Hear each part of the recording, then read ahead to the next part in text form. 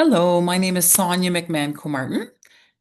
I am a mental health educator with CMHA Windsor-Essex and really privileged to join you today. A very difficult day, but necessary. Saturday, November 22nd is International Survivors of Suicide Loss Day. So we would like to have some time of reflection, remembrance, and honoring our loved ones who have died by suicide. We know that the loss of a loved one shakes us to our core. Loss touches us on the soul level. In some ways, it feels like an internal earthquake, unstable, not sure when the shaking is going to stop or what will happen when it does. Unsteady, not entirely sure how deep the damage is, or how or if it can ever be repaired. The effects of loss that reach such depths within us settle in their own time. The shaking eventually ceases. Some sense of stability returns. Some pieces heal on their own and quietly resettle in their new places. Other pieces of pain and hurt from loss take great courage to explore, understand, and try to make sense of, or or accept that it cannot or will not make sense.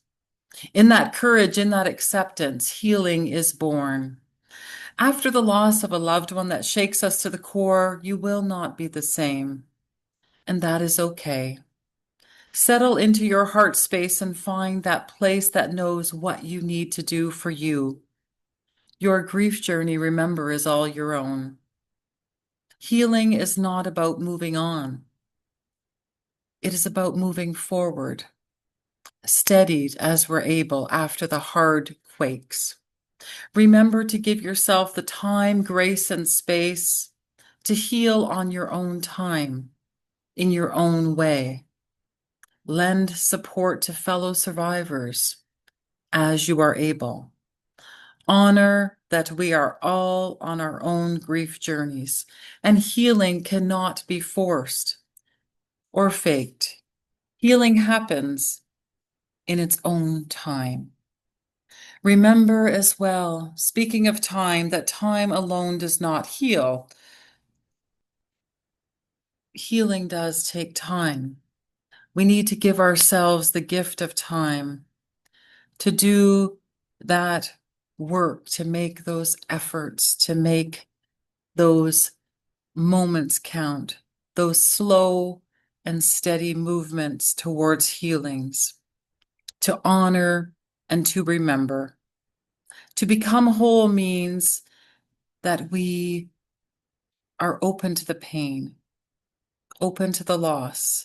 We break open, and as a consequence, we get bigger and include more of life. We include what would have been lost to us if our hearts and our minds had closed against the pain. We include what would have been lost if we had not taken time to heal.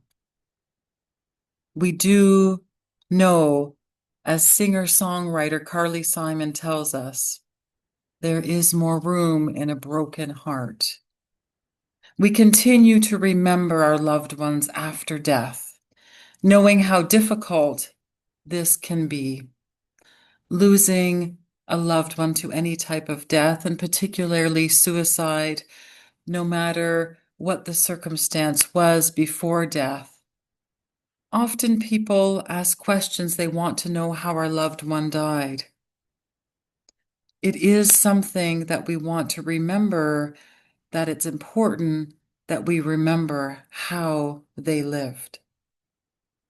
While their final necessity to no longer be able to live and have to die for whatever that reason was, their final act is often what has changed us the most, but it does not define them or us. The lessons that we've been taught, the memories we made, are what help define who we are today. our loved ones' presence in our lives amounted to so much more than the final piece of what their life needed to be. So, for us to hold on to those memories, hold on to the connection that we had with the person that is no longer physically present with us. Although they are not here to talk to embrace, to be with as fully as we would like. Their spirit lives on in the memories we created together. Those memories, those emotions that are here, remembering the closeness, the togetherness, the shared laughter. These memories that are so heartfelt, so important, somewhat difficult now, but so necessary to have. It is about remembering. And even as we think of words like recovery, recovery means to regain, to get back, or to restore. It has a lot to do with loss and with us. It's definitely not about getting over or closure. These terms do not apply to what we have experienced. Suicide loss, as we know it, does not go away, and it cannot be left behind. We have not only lost someone dear to us, but we have lost a part of ourselves, normality as well. While we can't get back our loved one, our friend, our colleague, whatever place they filled in our lives, but we can get back the sense of things, some things being somewhat normal as we felt them before our loss. Recovery is a process of learning to deal with each day's challenges. In regards to suicide loss, a significant lessening of most of the emotions that we're feeling right now marks recovery. The anxiety, sadness, depression, stress, and pain gradually become more manageable. Our personal, social, school, or work-related activities become less of a strain and more routine once again, but we know there is that heaviness. And it's about taking our own time to recover as we're able. It's active. It's something that we have to work on and work toward. It's how we get back our well-being and our quality of life as much as we're able. Getting to the point of being able to live with grief as our life now knows it. For us to not give a time frame or have large expectations. Our grief journeys are unique. Suicide, death holds another dynamic. And again, about remembering. And as the survivors of suicide loss material tells us, for us to keep our loved ones in our heart. And for us to remember so much the point of what we want to do on this Survivors of Suicide Loss Day, as well as each day. And as we think about our lost loved ones, to continue to know, to recall, to remember their life, not their exit, not just how their life needed to end. Perhaps it's about lots of reflection and questions, time to share, time to embrace who this person was and will always be to you. Thinking about talking about asking questions. For example, tell us about the day your loved one was born. If that's something that you were able to do, perhaps as the parent of the person who has died. Or about specific times that made you laugh. Their first love. Something that makes you proud to have been the individual's parents, their spouse, their partner, their friend, their colleague, their neighbor, etc. How about hidden talents? Did they have some hidden talents that maybe some people weren't aware of? And how about the best gift they ever gave you? How is your life better because this individual was in it? Questions like these, time once again to reflect and to remember.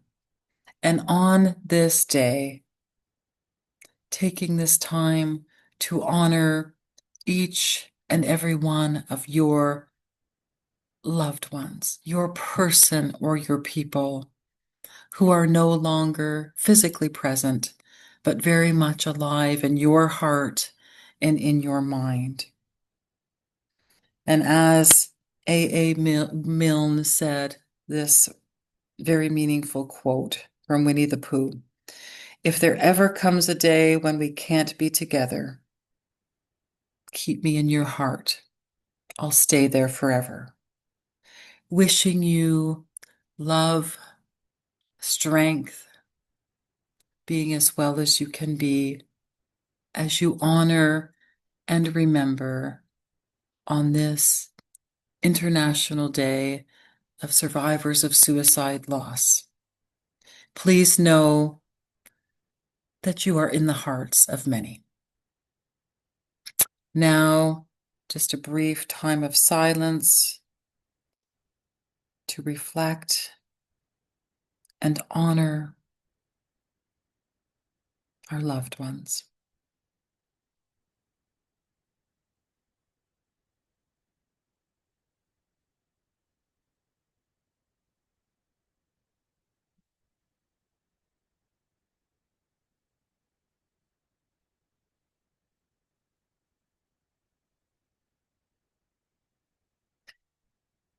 Whether your person struggled and you were aware, perhaps you did anything and everything you could to prevent their death. Maybe you were unaware they were struggling.